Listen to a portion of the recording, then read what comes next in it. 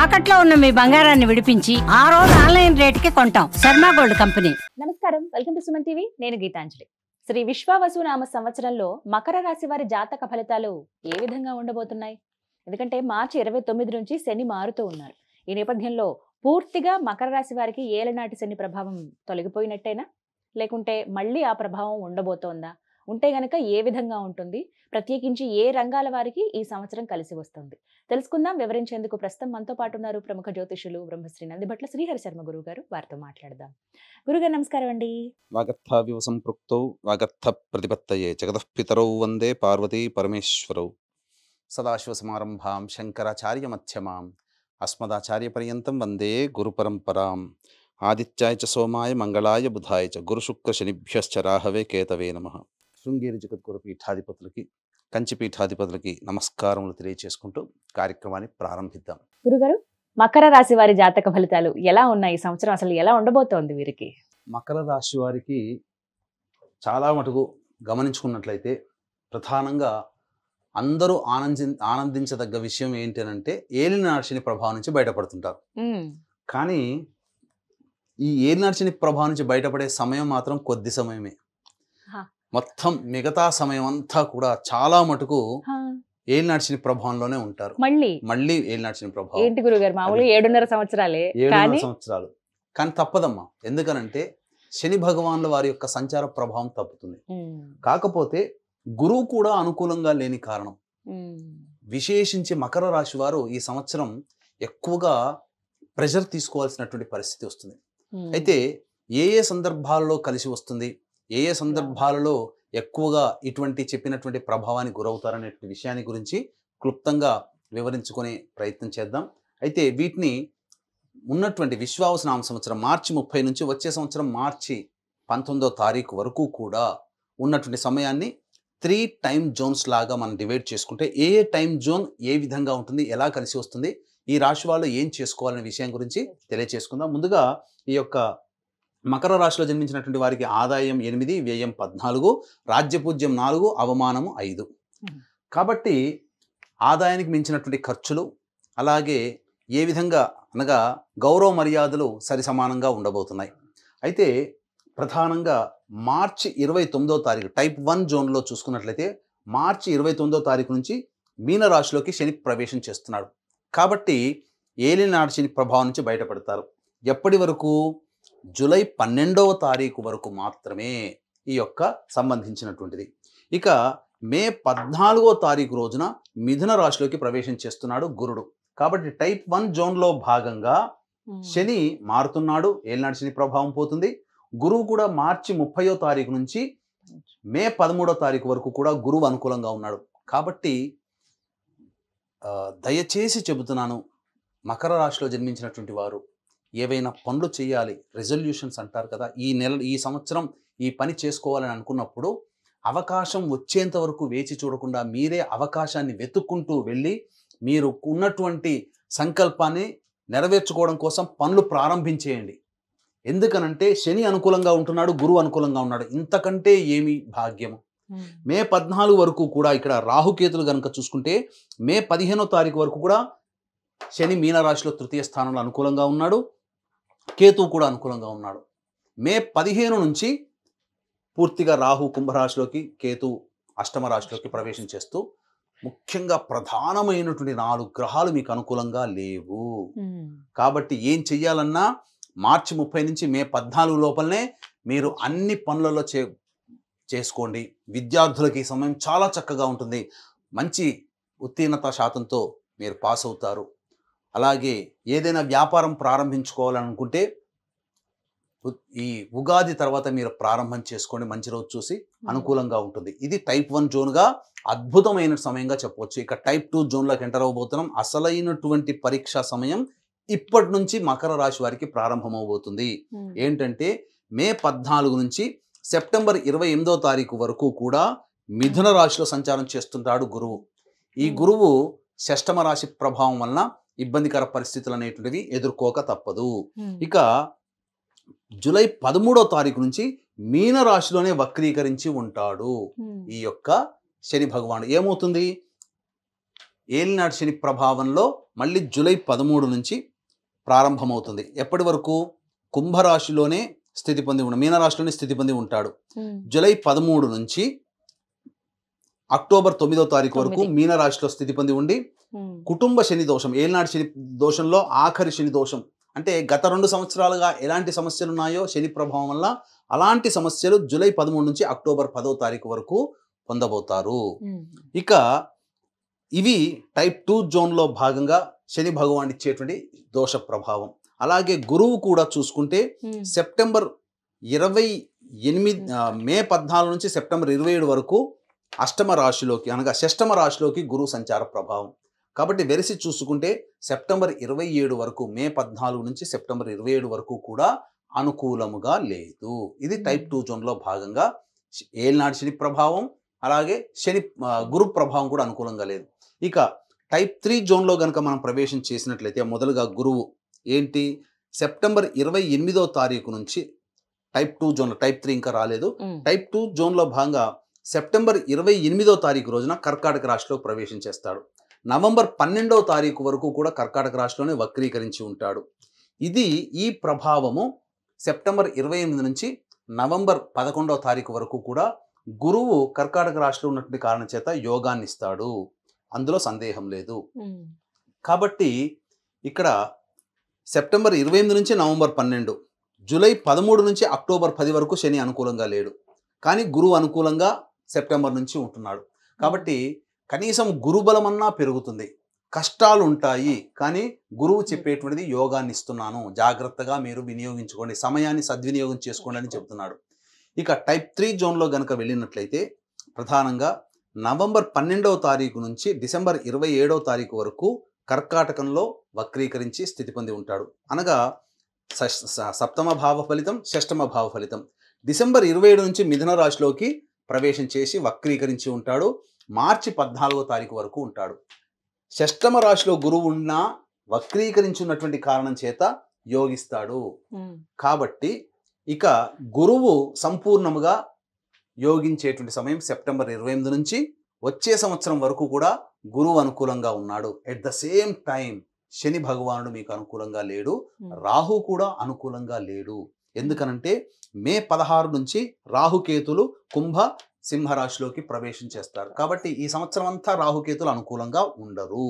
ఇక వేరాస్ coming to ఈ శని ప్రభావం కనుక చూసుకున్నట్లయితే టైప్ 3 జోన్లో కనుక చూసుకుంటే ఈ యొక్క సంబంధించినటువంటి అక్టోబర్ 10వ తారీఖు నుంచి నవంబర్ 20 తారీఖు వరకు కుంభరాశిలో శని వక్రీకరించి ఉంటాడు. ఏమవుతుంది? కుంభరాశిలో ఏలినాటి శని ప్రభావం వక్రీకరించినటువంటి కారణం చేత ఈ అక్టోబర్ 10 నుంచి నవంబర్ 26 వరకు జన్మశని ప్రభావాన్ని కూడా ఇస్తాడు.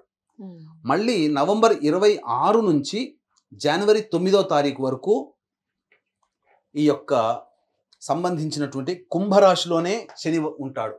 ఇది చాలా బలీయమైనటువంటి సమయం. ఈ సమయం మాత్రం అనుకూలంగా ఉండదు. ఇక టైప్ 3లో జనవరి 10 నుంచి అప్పుడు మీనరాశిలోనికి ప్రవేశం చేస్తాడు. జనవరి 10 నుంచి అప్పుడు మళ్ళీ మీకు అంతా యోగకాలంగా ఉంటుంది. కాబట్టి మిత్రులారా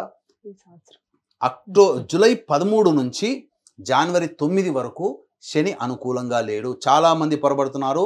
చాలా చోట్ల పండితులు చెప్తున్నది ఏంటంటే శని ప్రభావం మారుతుంది, అద్భుతంగా ఉంటుందని అంటారు. కానీ జూలై 13వ తారీఖు నుంచి వచ్చే సంవత్సరం జనవరి 9వ తారీఖు వరకు ఏలిన నాటి శని ప్రభావం, కుటుంబ శని, జన్మశని ప్రభావంలో మకర రాశి వాళ్ళు ఉంటారు. ఇది చాలా గడ్డు కాలము. అంటే ఎలాంటి ఎఫెక్ట్స్ చూపిస్తారండి? ఏమవుతుందమ్మా, గత 5 సంవత్సరాలు 7 సంవత్సరాలుగా ఎలాంటి సమస్యలు ఉన్నాయో అలాంటి సమస్యలు మళ్ళీ పునరావృతం అవుతాయి.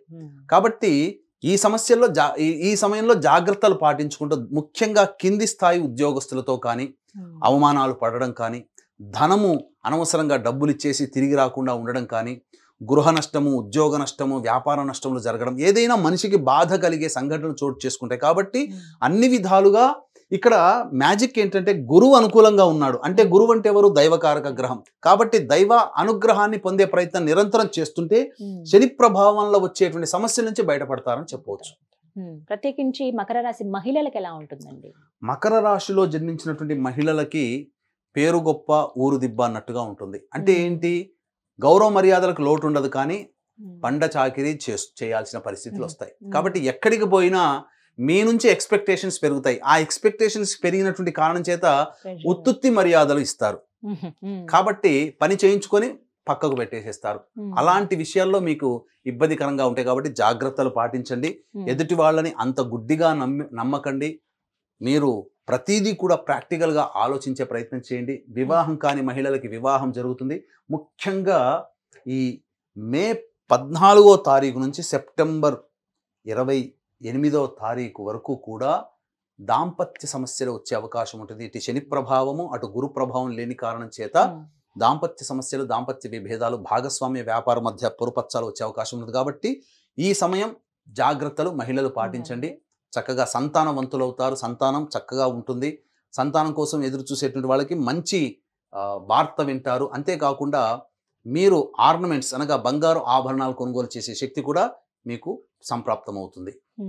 ఇక వివిధ రంగాల్లో స్థిరపడిన వారండి మకర రాశి వారు, వాళ్ళకి ఎలా ఉంటుంది? మకర రాశిలో జన్మించినటువంటి వారు ప్రధానంగా రాజకీయ నాయకులు చాలా ఇబ్బందికర పరిస్థితులు ఎదుర్కోక తప్పదు. కాబట్టి జాగ్రత్తలు పాటించండి. అనవసరముగా ఖర్చులు పెట్టకుండా ఉండడం మేలని గమనించుకోవాలి. గొప్ప పేరు కోసం దగ్గరున్నటువంటి ఆస్తిపాస్తులను అమ్మేయాల్సినటువంటి పరిస్థితి వస్తుంది. కాబట్టి పేరు ప్రతిష్టలకి ప్రాకులాడకుండా ఉంటే చాలా మంచిది.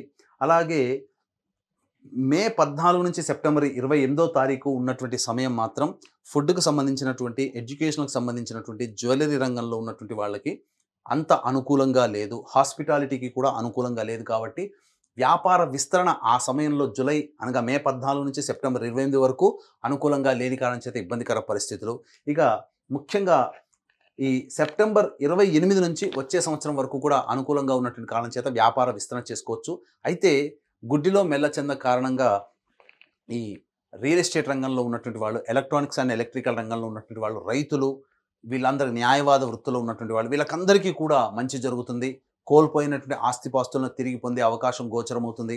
అంతేకాకుండా ప్రధానంగా కోర్టు వివాదాల్లో మీదే విజయం, శత్రువులపై మీదే విజయం అనేటువంటిది ఉంటుంది. ఏది ఏమైనా ఈ శని ప్రభావం వలన ధనపరమైనటువంటి సమస్యలు, కుటుంబపరమైనటువంటి చికాకులు, ప్రధానంగా సంతోషం లేని జీవితాన్ని గడపడం ఉంటుంది. కాబట్టి జాగ్రత్తలు పాటించండి. దైవానుగ్రహాన్ని పొందే ప్రయత్నం చేయండి. విద్యార్థులు మాత్రం చాలా మే 14వ తారీఖు వరకు మాత్రం సంపూర్ణంగా అనుకూలంగా ఉంది. మే 14 నుంచి సెప్టెంబర్ 28 మధ్య కాలం అనుకూలంగా లేదు.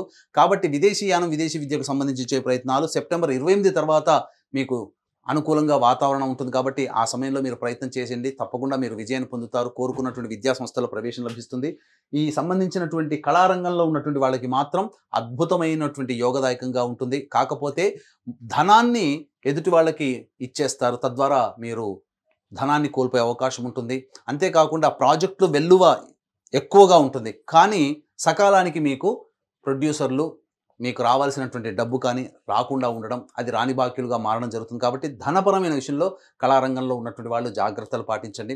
ఇక మిగతా అన్ని రంగంలో ఉన్నటువంటి వాళ్ళకి మాత్రం సెప్టెంబర్ 28 నుంచి ధనపరంగా బాగున్నా మీరు సమస్యలు మాత్రం వచ్చే సంవత్సరం జనవరి 9వ తారీఖు వరకు, జూలై 13వ తారీఖు నుంచి వచ్చే సంవత్సరం జనవరి 9 వరకు ఏలిన నాటి ప్రభావంలోనే ఉంటారు. కాబట్టి జాగ్రత్తలు పాటించండి.